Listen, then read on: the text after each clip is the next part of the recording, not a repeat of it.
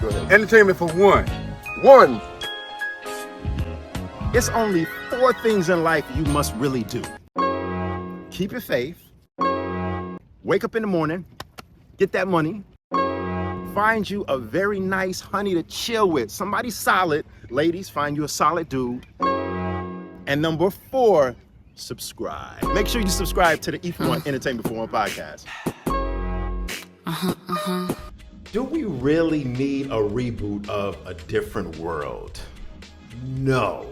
Listen, I know we all want to romanticize about our childhood and teenage years and shows and movies that we grew up watching, right? I know it can be lovely to fantasize about that. But I feel like we just need to leave these older TV shows that we're so fond of and that we love, and these older IPs, movies, TV shows, just leave them alone to live in rerun history and rerun legendary status. Seriously. A Different World, it was just announced a couple of days ago, we'll be getting the remix treatment here, which is not something that I want to see. It's intriguing, don't get me wrong. Don't get me wrong. It's very intriguing to see what Dwayne, Whitley, Ron, Jaleesa, and everybody is up to in 2024. It's all good. We want to see that on screen, right? Can't forget about Freddie too. Can't forget about Freddie and everybody else. But how will this be done?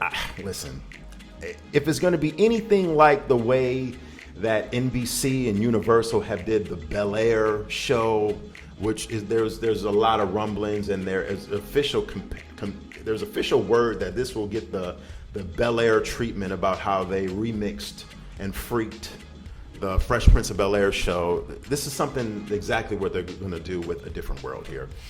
So the legacy of Hillman, the Hillman College legacy lives on. According to Deadline, which is a publication that's very, very online publication that's highly successful and extremely popular and very official, might I add, and other outlets, Felicia Pride, who is the writer and executive producer of Bel Air, the show I just mentioned, the reboot of the Fresh Prince of Bel Air that you can see on streaming service Peacock, is gearing up to executive produce a sequel to the HBCU series A Different World on Netflix, okay?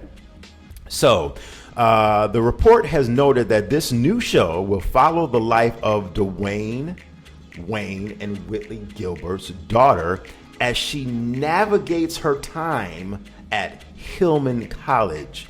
While official casting has yet to start, discussions with the original cast members about their interest and availability have been promising. Okay, now, is this something that you want to see?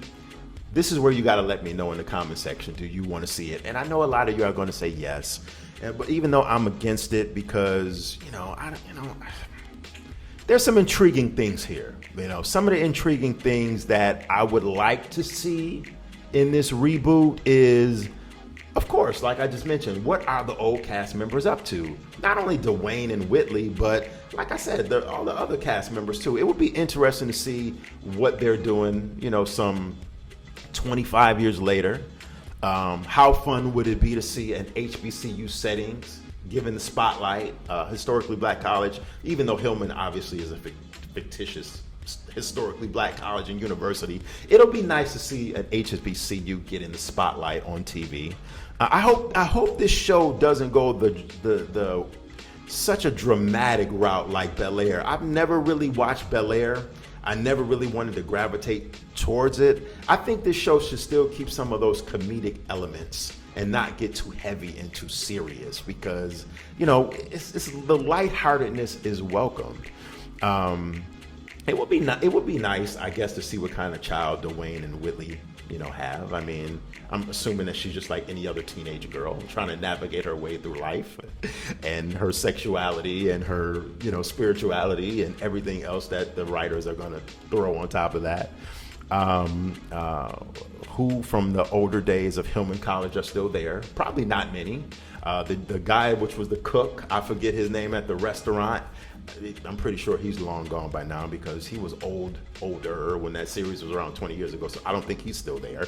So we might not see a lot of familiar faces like faculty and staff from 25 years ago.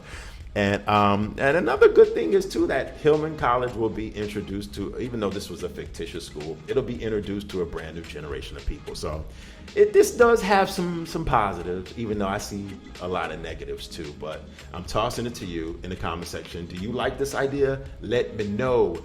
E for One podcast right here. Until next time, make sure you hit that comment section up, like the vid, and subscribe. Subscribe to the channel. Later.